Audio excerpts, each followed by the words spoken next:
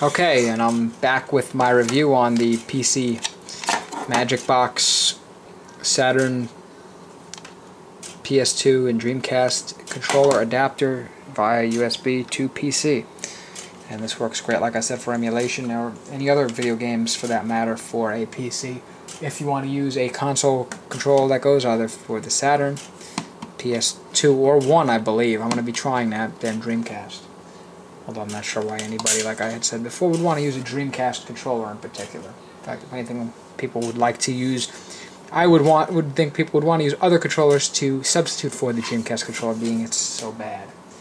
Although there are some good Dreamcast controllers, like certain sticks and such, but I don't own one of those. Anyhow, we'll go to these let's go back to this original US issue Sega Saturn controller, which I didn't have working in the last video. I just cleaned the contacts with alcohol, and it works fine now. So I'm going to plug it in. If I could find the plug. Right, hold on, I'm going to put my camera down while I get the plug and plug it in.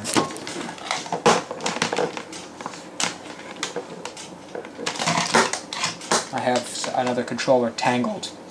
Its wires tangled in it because I just cleaned both of their contacts with alcohol. And they both are functioning now, so I'm going to show that to you.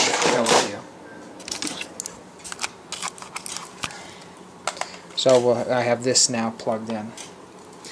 And you'll see here on the screen I have here the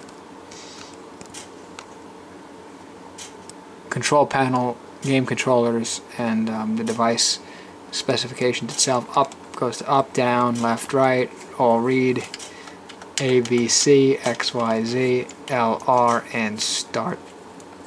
Where is start? Start, which is mapped to 9, as you can see. So this controller is functioning. I'm not going to show this in a game. I don't think there's any point. I'm not going to show actually any of the other controllers with a game. I'm just going to give descriptions of the following other two controllers and just show you that they do work. So now I'm going to disconnect it. I'm going to put the camera down while I do this.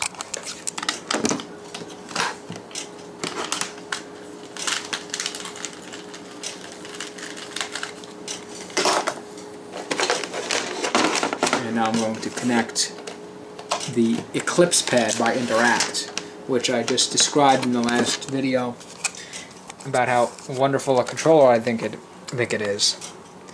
So I'm going to showcase now this controller. And again, up.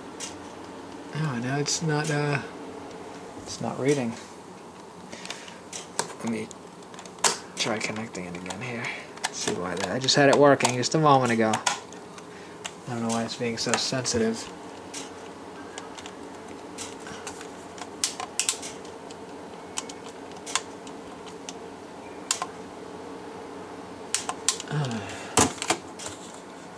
Let's try closing this one. Hold on just a moment.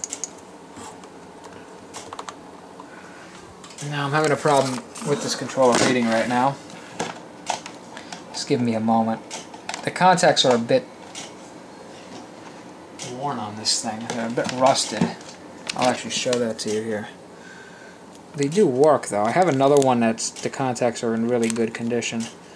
But I sometimes have a problem with this one. I got this one used at a flea market for real cheap, but seeing how cheap these controllers are, it'd probably be a good idea to actually just buy another one.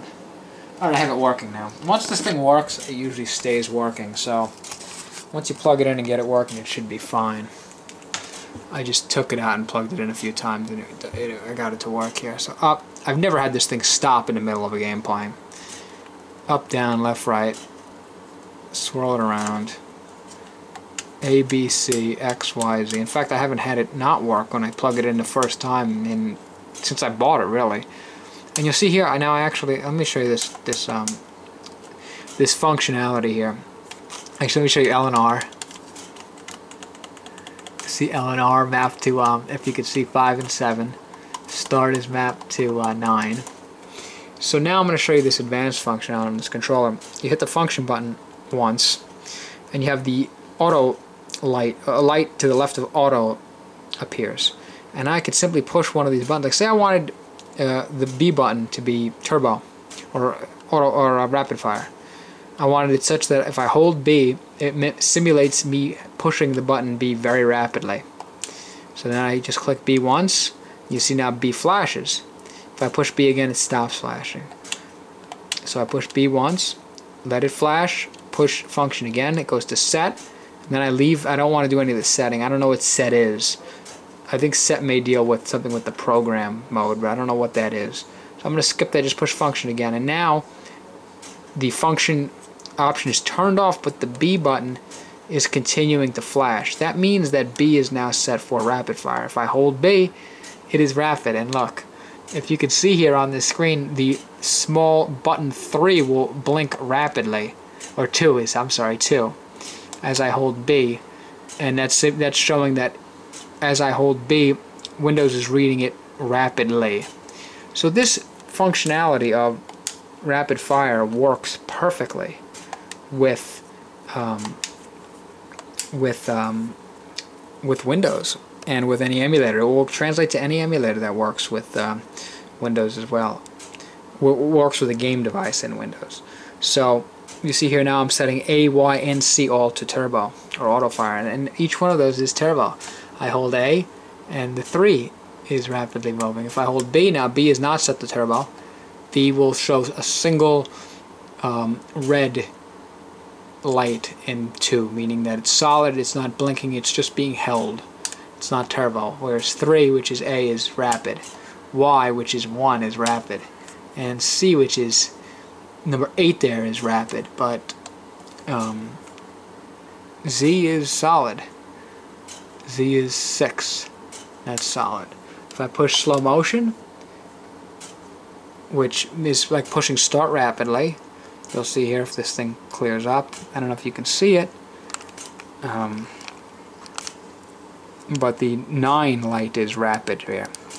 So this controller, with its advanced functionality, the slow motion and the rapid fire, works perfect. And to shut off rapid fire, simply push auto, and you then push the buttons to make them stop blinking, and leave the menu screen by pushing the function button. This controller is excellent. Again, I highly recommend it. I don't think you can set L and R rapid though. No. L and R cannot be set rapid. Only these 6 buttons here, the A, B, C, X, Y, Z, can be set to rapid fire. But again, even notwithstanding that, this controller is an excellent addition to your video gaming controller set collection, if you have any of them. So that's it for that controller. Now we'll go to the final Sega Saturn controller that I own. Final different kind of Sega. I own some more Sega Saturn controllers, but they're just duplicates of the other ones. I bought this one, which is very interesting. I don't know if this was sold in the US. I bought it on eBay. I think I bought it from a US seller, but I can't recall. Anyway, I bought this controller on eBay, and it's, well, to say the least, it's a bad controller. I really like that it, you see here it has separate turbo switches for each button. It has, I think, auto and turbo. See here, off, auto, and turbo. So if it's all the way to the left, it's off. If it's in the middle, it's turbo. And if it's to the right, all the way to the right, it is set to auto. And this is very reminiscent of another great controller for the Super Nintendo called the Eclipse Pad, which I'll show in another video. But these buttons, I mean, I'm trying to move it to the middle, and it's really hard. It's just sliding all over the place. And, I mean, it looks great, but, I mean, these switches are terrible. These buttons are not bad, but this pad, look at these, I don't know, they're like little. They're not really too responsive. Pretty flimsy. The thing is bulky, you know, it doesn't have a nice shape like this. You see, it's more flat on the bottom. Not really a nice shape on the bottom for the grip. I mean, it's overly big, I think. And then this pad is terrible. I mean, it looks like a 6-button Sega pad, but just look at it and move it, and it doesn't feel right. I mean, let me plug it in. I actually got this thing new in a box.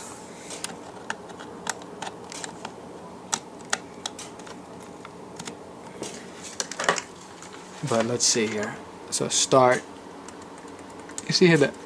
Oh, look at that. It's something's rapidly moving here. So an auto fire must be on. Yeah, I have X on auto. Okay, let me shut off the auto. So start. You see here these buttons. light's lighting up. So it's lighting up and it works. Up, down, left, right. And I'll move it in a circle. Nothing bad there.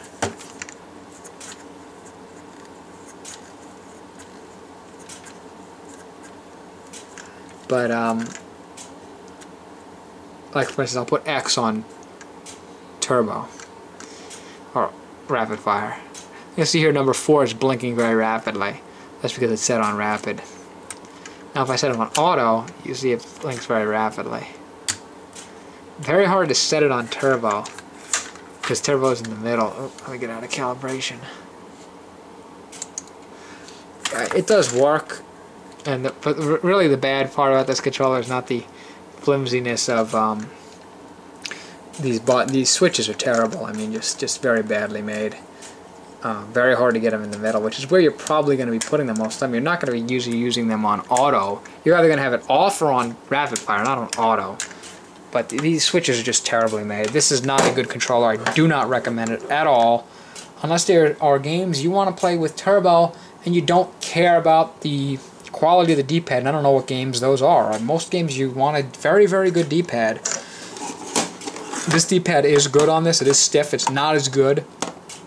It's definitely not as good as the Sega Saturn D-pad. That happens to be the best D-pad ever made, I believe, unless there's some other obscure D-pad somewhere that was released and I don't know about. But I believe that the Sega Saturn D-pad is the best D-pad ever. This thing is, it's hard to go up against it. This is a quality D-pad. This is a piece of garbage D-pad. This controller is garbage. Don't buy it. It's by Interact who makes this, and this is great. I mean, this is a great controller. And there was one also released like this for Sega Genesis, which I owned and I loved it. I didn't own the actual official Sega pad. I owned this and I loved this thing. I used it for I played a lot of Fatal Fury 2. I owned that on the Genesis. I owned Street Fighter 2 on Super Nintendo, so I didn't use this on Street Fighter 2, but I would have had I bought the Genesis Street Fighter 2, or had I not owned the Super Nintendo and bought that. So, but this is just junk. Don't bother. Stay away. Anyhow, this concludes this section regarding this device for the Sega Saturn controller. Next we'll be looking at just a quick cursory look at the PS2. Well, I don't even have a PS2 controller, but I'll get to it, of what I do and don't have. Dreamcast function, and you can see here it says here USB. There's nothing there. So I don't know if this was ever planned to be used for something, but it's actually an empty hole. It does nothing. So if you're concerned about what USB means on this thing, it means nothing there. But we'll go to the next two controller devices. But as it stands, just from its Saturn functionality alone, which is all I use on this device. And by the way, if you look here on Windows, when I plug it in, it only shows one device. These, let me move my mouse in that area. These these two here, LPT3, which indicate a parallel port, don't do anything. They don't do anything for have nothing to do with the USB adapter I plugged in. Those are a separate device, which I'll be showing you later in another video. But for now, I'm just focusing on this controller, and this is the only thing that appears in the game controllers menu on Windows when I plug in this PC Magic Box, which means that this, although it has three different ports, only one controller will be red. Now, in the next video too, I'll be showing you what happens if you plug in 3 controllers at the same time, or 2. But we'll get to that in the next video. So this is the end of the Saturn section, and like I said, just based on this alone, the Saturn being I believe the best controller ever made for a home console. It's not the most compatible with all the newest games, although those aren't as emulated as much yet. I don't know how good the PS2 emulator is yet, but most of all games emulated well, can be played with a Sega Saturn controller. So again, just for that functionality alone, I recommend, highly recommend getting one of these devices. If you are big into older style games that don't use analog controllers, I cannot recommend this device more. Get this device. I believe you can also use this device for PS3, I believe you can connect a Sega Saturn pad and play Street Fighter 2, or not